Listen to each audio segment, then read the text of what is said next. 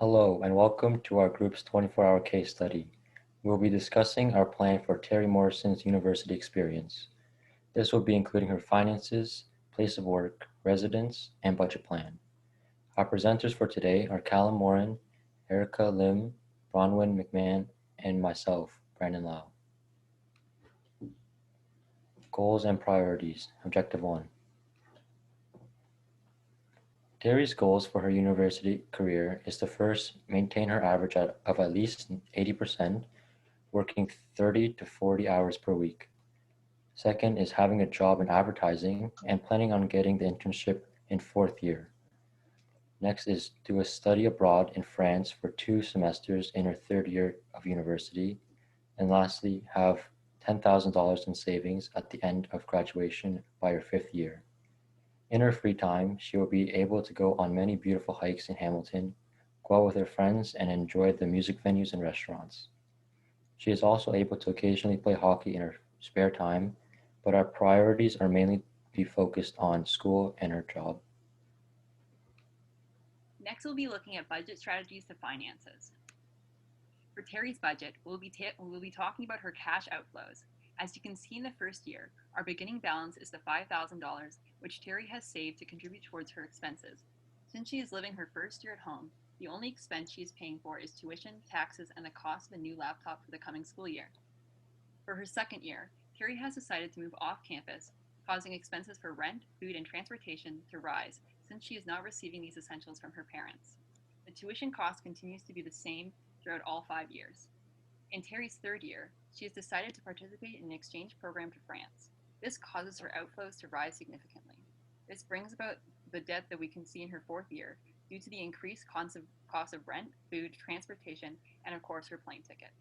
The taxes in fourth year are also marginally higher since we are making more income before taxes compared to previous years. In Terry's fourth and fifth years, she has returned back to Hamilton and has continued living off campus. As you can see, this causes her outflows to return to similar costs as in her second year. Overall, for Terry's final year, she is left with a positive outflow even with her trip to France. As for the inflows, we know that Terry's parents have offered to provide her with $500 every month for her housing costs for when she starts living in her apartment downtown, and this is shown all throughout the 5 years.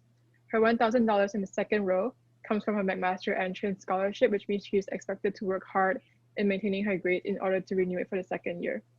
Her $1,500 in the third row comes from her external scholarship for community service in high school, which is renewable for the rest of her undergraduate degree.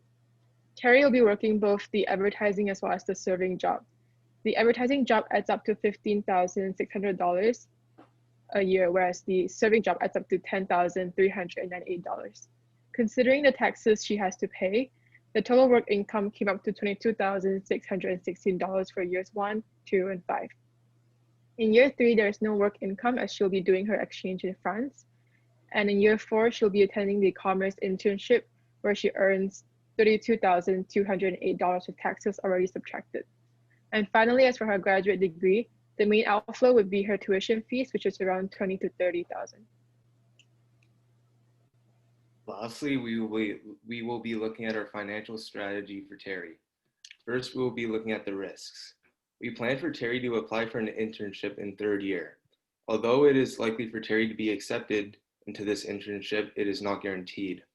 This is a potential risk because a good portion of our plan would be the acceptance of Terry into the internship.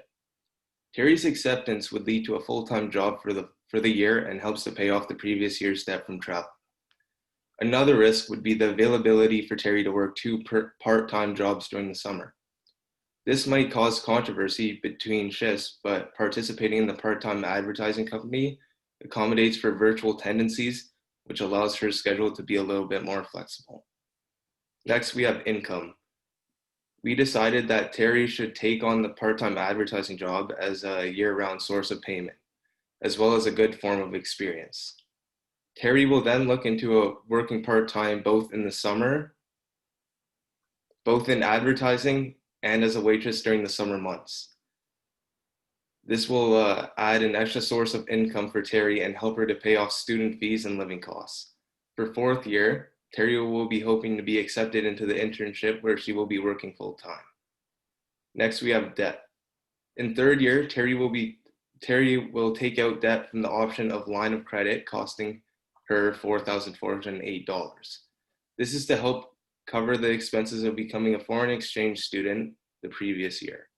Terry will pay her monthly interest rate until the following year, where she will pay her debt back with earnings from her internship. Lastly, we have goals. Due to our plan of Terry working 2 part-time jobs during the summer, she will be able to afford all goals of graduating, participating as a foreign exchange student, and working. That concludes our presentation. Thank you for listening to our 24-hour case study.